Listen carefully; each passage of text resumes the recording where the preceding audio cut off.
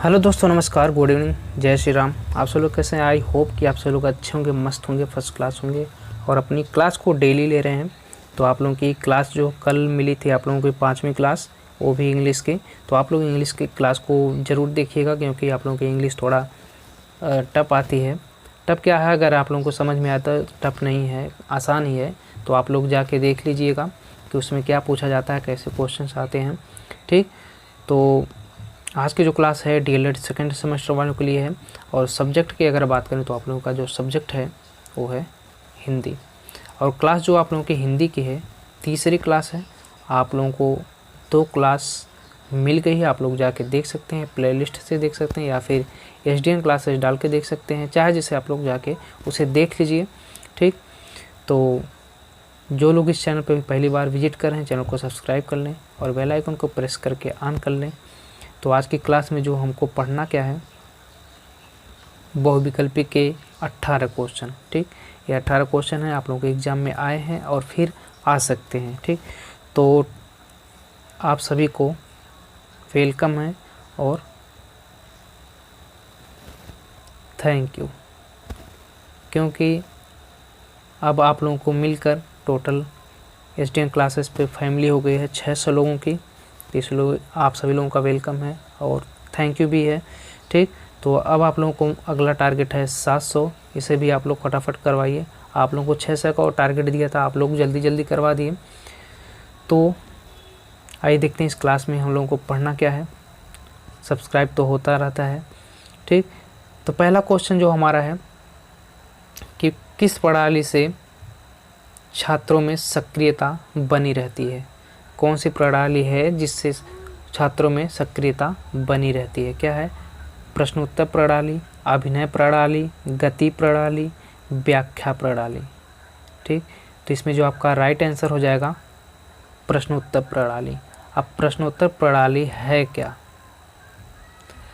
प्रश्नोत्तर प्रणाली का मतलब है कि क्लास में जो बच्चे हैं उनको क्वेश्चन पूछना, प्रश्न पूछना, उस टॉपिक से पहले प्रश्न पूछना, फिर उस टॉपिक को समझाना। उससे क्या है, बच्चे इंटरेस्ट भी लेते हैं और उनको बहुत ही अच्छे तरीके से समझ में भी आता है। ठीक, तो ये है प्रश्नोत्तर प्रणाली। अगला क्वेश्चन है कि जागृत शब्द का विलोम शब्द है। तो विलोम शब्द जानने से पहले जो शब्द दिया रहता है उसका पहले अर्थ समझ लेते हैं कि जागृत का मतलब क्या होता है। जागृत का मतलब होता है जागना। अब जब इसका अर्थ आप लोग समझ गए हैं तो इसका विलोम आप लोग बहुत ही आसानी से ढूंढ सकते हैं। ठीक, तो आप लोगों का जो विकल्प है सुषुप्त है, विषुप्त है, शयन है, चेतना। तो इसमें जो आपका राइट आंसर होगा, चेतना का मतलब अगर देखा जाए तो क्या होगा, बुद्धि होगा। ठीक, चेतना का मतलब होगा बुद्धि होगा। शयन का मतलब क्या होगा, सोना होगा। ठीक, और विषुप्त का मतलब क्या होगा, विषुप्त का अभी नहीं याद आ रहा है। ठीक, सुषुप्त का मतलब क्या होगा, गहरी नींद में सोना। तो इसको जो आपका करेक्ट आंसर हो जाएगा सुषुप्त। ठीक, अगला क्वेश्चन है निम्नलिखित में जातिवाचक संज्ञा है। जातिवाचक संज्ञा, तो जातिवाचक संज्ञा किसे कहते हैं? जातिवाचक संज्ञा जिस शब्द से एक जाति के सभी प्रजातियों अथवा वस्तुओं का बोध हो, जातिवाचक संज्ञा कहलाते हैं। तो आपका विकल्प क्या है, अब आप लोग लगा सकते हैं, पुस्तक, ममता, अच्छाई, सुरेश। तो इसमें आपका करेक्ट आंसर हो जाएगा सुरेश। अगला क्वेश्चन है कि बच्चों की शिक्षा ग्रहण करने के मार्ग में बाधक होने वाले भाव हैं। क्या है? संकोच, झिझक, शर्मिला, उपयुक्त, सभी। तो जो बच्चे हैं उनको शिक्षा ग्रहण करने में ये सारे चीज़ आते हैं, तो इसलिए आपका जो करेक्ट आंसर हो जाएगा क्या होगा, उपयुक्त, सभी। संकोच भी आते हैं, झिझक भी होते हैं, शर्मिला भी होते हैं बच्चे। अगला क्वेश्चन देख लेते हैं। जो लोग वीडियो को अभी लाइक नहीं किए हैं लाइक कर दें और सब्सक्राइब नहीं किए हैं तो सब्सक्राइब कर लें, क्योंकि इससे मेरा फ़ायदा हो ना हो लेकिन आप लोगों का फ़ायदा ज़रूर होगा। भूतकाल के कितने भेद हैं? आप लोग बचपन से ही पढ़ते आ रहे हैं, 5, 6, 7, 8, 9, 10, 11 ये सब आप लोग पढ़ते आ रहे हैं। आप लोगों को पता ही होगा कि भूतकाल के कितने भेद हैं, 4 6, 8, 10, तो 10 होगा नहीं, 4 है नहीं, 8 भी नहीं, आपका जो करेक्ट आंसर हो जाएगा 6। अब 6 आप लोगों के हैं कौन कौन से? सामान्य भूतकाल,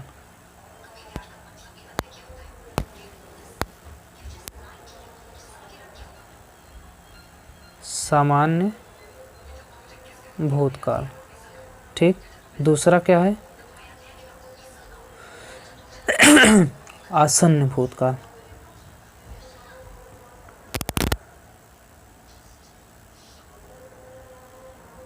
आसन्न भूतकाल, यहाँ डबल ना है, नहीं लिखा जा रहा है इससे, ठीक। आसन्न भूतकाल। तीसरा है पूर्ण भूतकाल,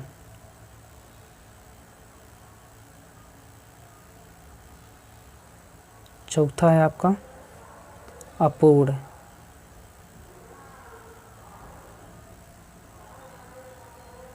अपूर्ण भूतकाल। पांचवा है आपका संदिग्ध,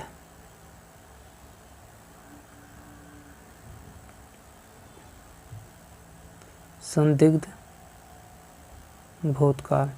और छठवां जो आप लोगों का क्या है? हेतु, हेतु मतभेद, हेतु मतभेद भूतकाल, ठीक। तो आप लोगों के 6 प्रकार के हैं। सामान्य भूतकाल क्या होते हैं? क्रिया के जिस रूप से साधारणतः काम की बीते हुए काम,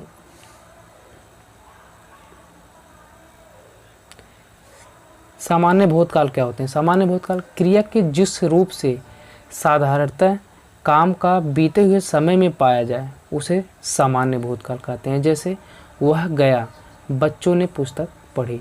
और आसन्न भूतकाल क्या है? आसन्न भूतकाल क्रिया के जिस रूप में काम भूतकाल में शुरू होकर अभी अभी समाप्त हुआ हो उसे क्या बोलेंगे? आसन्न भूतकाल। जैसे ममता अभी गई है, मीना गई है, ये क्या है आपके? आसन्न भूतकाल।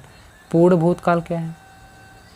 पूर्ण भूतकाल क्रिया के जिस रूप से यह पता चलता है कि काम भूतकाल में पूरा हो गया था उसे पूर्ण भूतकाल कहते हैं, ठीक। जैसे आप लोगों का है कि राम अभी गया था, सीता बाजार जा चुकी थी, राम पुस्तक पा चुका था, ये क्या है? पूर्ण भूतकाल। अपूर्ण भूतकाल क्या है? अपूर्ण भूतकाल क्रिया भूतकाल में प्रारंभ होकर अभी भी पूरी ना हुई हो, अपूर्ण भूतकाल कहते हैं। जैसे वर्षा आ रही थी, लड़के आ रहे थे, ठीक। ये क्या आपके? अपूर्ण भूतकाल, इससे पता नहीं है, ठीक। संदिग्ध भूतकाल, संदिग्ध का मतलब क्या होगा? संदिग्ध भूतकाल क्या होते हैं? क्रिया के जिस रूप से संदेह बना हो कि कार्य अभी पूरा हुआ है या नहीं हुआ है उसे क्या बोलेंगे? संदिग्ध। यानी संदेह अभी है कि जो कार्य ये होना था वो अभी हुआ है कि नहीं हुआ है। जैसे वह इलाहाबाद चली गई होगी, यानी पता नहीं है, संदेह है, तो ये आपका क्या होगा? संदिग्ध भूतकाल। राम दिल्ली पहुंच गया होगा क्योंकि अभी पता नहीं है, संदेह है, ठीक। ये आपका संदिग्ध भूतकाल कहलाएगा। फिर आता है आप लोगों का हेतु मतभेद भूतकाल। ये क्या है? जिस क्रिया से ज्ञात हो कि कार्य होने वाला था लेकिन किसी कारण से नहीं हो पाया उसे हेतु मतभेद भूतकाल कहते हैं। जैसे यदि राम आता तो श्याम भी आया होता, ठीक। और दूसरा जैसे क्या है कि यदि बादल आ जाते तो बारिश होती, ठीक। ये क्या है आपके? हेतु मतभेद भूतकाल, ठीक। अगला क्वेश्चन क्या है? उच्चारण शिक्षण का उपयुक्त अवसर है। प्राथमिक स्तर, माध्यमिक स्तर, स्नातक स्तर, उपयुक्त तीनों। तो इसमें जो आप लोगों का करेक्ट आंसर क्या होगा? प्राथमिक स्तर। अगला क्वेश्चन है कि उपन्यास गोदान उपन्यास के लेखक हैं जयशंकर प्रसाद, सूर्यकांत त्रिपाठी निराला, मुंशी प्रेमचंद्र, महादेवी वर्मा। तो आपका जो राइट आंसर होगा मुंशी प्रेमचंद्र। अगला क्वेश्चन है जितना संभव हो सके वाक्यांश के लिए एक शब्द है, यानी जितना संभव जितना संभव हो सके, इसके लिए सिर्फ एक शब्द है, क्या हुआ, यथासंभव, असंभव, यथासाध्य, यथाक्रम। तो इसमें जो आपका राइट आंसर हो जाएगा क्या होगा, यथासंभव। ठीक, यानी जितना संभव हो सके। असंभव का मतलब हो संभव ही नहीं है। अगला क्वेश्चन है 9वां, निम्न में से कौन सा गुणवाचक विशेषण है, थोड़ा, ज़्यादा, तीन, कठिन। तो इसमें जो आपका करेक्ट आंसर क्या हो जाएगा, कठिन। अगला क्वेश्चन है, क्रिया के मूल रूप को कहते हैं, क्या कहते हैं, कर्ता, धातु, कर्म, विशेषण। तो आपका जो करेक्ट आंसर हो जाएगा धातु। नेक्स्ट क्वेश्चन है, जो लोग वीडियो को अभी लाइक नहीं किए हैं लाइक कर दें, कंजूसी ना करें। काव्य को कितने भागों में बांटा गया है। आपका जो विकल्प है दृश्य काव्य, श्रव्य काव्य, अ व ब दोनों, इनमें से कोई नहीं। तो आपका दृश्य काव्य भी है, श्रव्य काव्य भी है, तो इसलिए आपका जो करेक्ट आंसर हो जाएगा अ व ब दोनों। ठीक, अगला क्वेश्चन है, पठन का अर्थ है, पठन का मतलब क्या होता है, पढ़ना। ठीक, पठन का अर्थ है सस्वर वाचन, मौन वाचन, अ व ब दोनों, इनमें से कोई नहीं। तो सस्वर वाचन का मतलब क्या होगा, जैसे हम कोई भी बुक लेते हैं तो उसे देख के बोल बोल के पढ़ते हैं, बोल बोल के पढ़ते हैं, वो क्या है, हमारा सस्वर वाचन है। और मौन वाचन क्या है, किसी बुक को लेते हैं या कहीं पे देख के कुछ पढ़ते हैं, उसे मन ही मन में पढ़ लेते हैं और उससे हमारे जो आसपास के लोग होते हैं उससे उनको कोई दिक्कत भी नहीं होता, तो ये क्या है, मौन वाचन है। ठीक, यानी मन में ही पढ़ लेना, शांति से पढ़ लेना। तो इसलिए आपका जो करेक्ट आंसर क्या हो जाएगा, अ व ब दोनों। मौन वाचन आपका अति लघु उत्तरीय में पूछता है, तो आप लोग इसे याद रखिएगा। अगला क्वेश्चन है, मौन वाचन का उद्देश्य है, यानी मौन वाचन का उद्देश्य क्या है, गति, वाचन गति का विकास, पठित सामग्री का अधिग्रहण, वाचन का अभ्यास, अ व ब दोनों। तो इसमें जो आपका राइट आंसर क्या हो जाएगा, अ व ब दोनों। अगला क्वेश्चन है कि जो शब्दांश किसी शब्द के आदि में लगाकर इसके अर्थ को बदल देता है वह कहलाता है उपसर्ग, प्रत्यय, संधि, समास। तो समास तो होगा नहीं, संधि होगा नहीं। अब उपसर्ग और प्रत्यय में संदेह है कि इसमें क्या हो सकता है। ठीक, तो इसमें जो आपका राइट आंसर क्या हो जाएगा, प्रत्यय। अगला क्वेश्चन है, संज्ञा के स्थान पर प्रयुक्त होने वाले शब्द कहलाते हैं संज्ञा, सर्वनाम, विशेषण, क्रिया। तो इसमें जो आपका राइट आंसर हो जाएगा सर्वनाम। प्रत्यय शब्द में प्रत्यक्ष शब्द में प्रत्यय है, यानी प्रत्यक्ष शब्द में प्रत्यय है, प्रति, प्रत्यय, प्रत।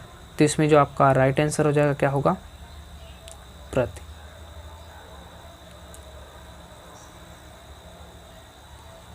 पूर्ण विराम, पूर्ण विराम का प्रयोग किया जाता है। पूर्ण विराम आप लोगों को पता ही होगा कि उसका उपयोग कहाँ किया जाता है, तो आप लोगों को विकल्प में पूछा गया है, तो आप लोग इसे देखिए। वाक्य के प्रारंभ में, वाक्य के मध्य में, वाक्य के अंत में, रेखा के रूप में। तो आपका रेखा के रूप में तो होता नहीं इसका प्रयोग, और वाक्य के प्रारंभ में, तो प्रारंभ में ही पूर्ण विराम लगता नहीं। वाक्य के मध्य में, तो वाक्य के बीच में भी नहीं लगता है। तो इसमें जो आपका राइट आंसर क्या हो जाएगा, वाक्य के अंत में। आपका वाक्य के अंत में ही पूर्ण विराम का प्रयोग होता है। ठीक, अगला क्वेश्चन देख लेते हैं, और लास्ट क्वेश्चन है कि निम्नलिखित में स्त्रीलिंग शब्द है मित्र, सूचना, उपहार, अध्याय। तो इसमें जो आपका राइट आंसर हो जाएगा सूचना। सूचना क्या है, आपका स्त्रीलिंग शब्द है। ये आप लोगों का एग्जाम में फिर से पूछ सकता है। तो आज की क्लास जो है यहीं पे समाप्त होती है, और हमें उम्मीद है मैं आप लोगों को अच्छे तरीके से बता पाया। अगर कुछ भी डाउट हो तो आप लोग कमेंट बॉक्स में पूछ सकते हैं। तो चलिए फिर मिलेंगे अगली वीडियो में, तब तक के लिए बाय बाय, टेक केयर।